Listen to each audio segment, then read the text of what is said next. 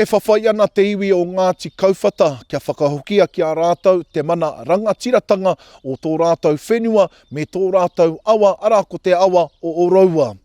Atu i te ono tekau ngā tau i nei, kua noho mai he Rāhui ki runga i tō rātou nei awa, nā runga i ngā tāmitanga me ngā kikinotanga o te kaunihera me ngā kaipāmu o te rohe ki runga i tō rātou nā tūpuna. Anei ko te whaiake nei ko te roa ngātu o ngā whakamahuki. He ai ki te iwi o Ngāti Kauwhata, he tūpuna kē tō rātou awa, te awa o Ōroua. River to us, Tema, we regard the river as like our mother.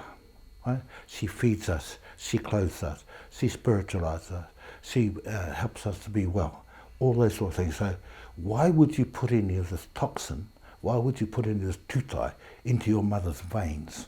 Right? And the message is going out to our community, to our farming community, to our councils, that Kauwhata has an obligation, Kauwhata has a role as kaitiaki to look after our mother. Ko tā Emery kōrero, i ngā wā o mua he puna kai, ka taia te hi tuna hoki mai te awa, ko tāna anō hoki, he whakamātō ngā kaumātua i te mea kaore he tuna, hei kai mā ngā whānau, mā ngā manuhiri hoki, ka tai atu ki tō rātou marae. Back in 1964, the local Fielding Borough Council had taken by proclamation, Public Works Act, on the other side of the river, almost 112 acres of Kauwhata land, to put in what they called on the day a state-of-the-art wastewater treatment plant. And they set it up. A number known to us was they started discharging raw sewage, tūtai, straight into the river, just above our marae, where we were as kids growing up.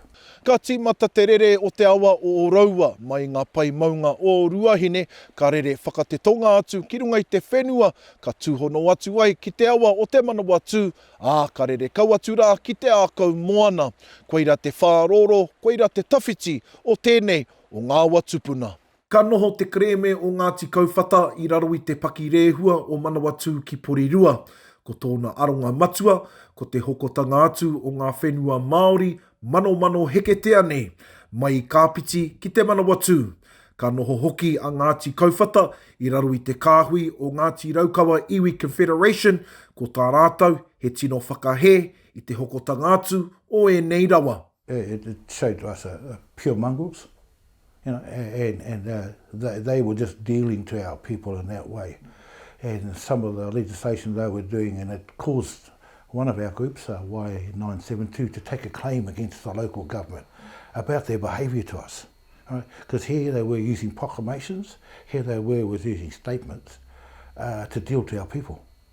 And so it's really a sad story about what they were doing to us. But primary right behind all of this, Tema, was they were after the land.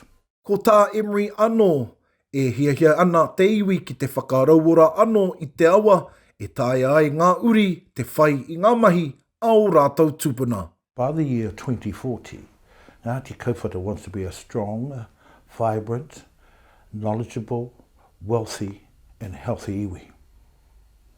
Simple. We've set 5 main popo, 5 areas that we want to concentrate on. One is called mana ake, and that maintains our uniqueness and our distinctiveness as an iwi in our own right. 2 is mana taiao, the environment, that it's safe and enduring for all, both the built and the natural environment. 3, mana tangata, about our people, and knowledge and education is the basis of this whole plan. Right? Mana ake was what we wanted to do is have an influence on the mana iwi, on councils, on local business, on everybody around there, that Kauwhata needs to be reckoned with, and so we want to be part of that. And the other was around mana whenua. Because we had lost over 120,000 acres of land taken from us, we wanted it back. Tema Hemi, te reo o te uru.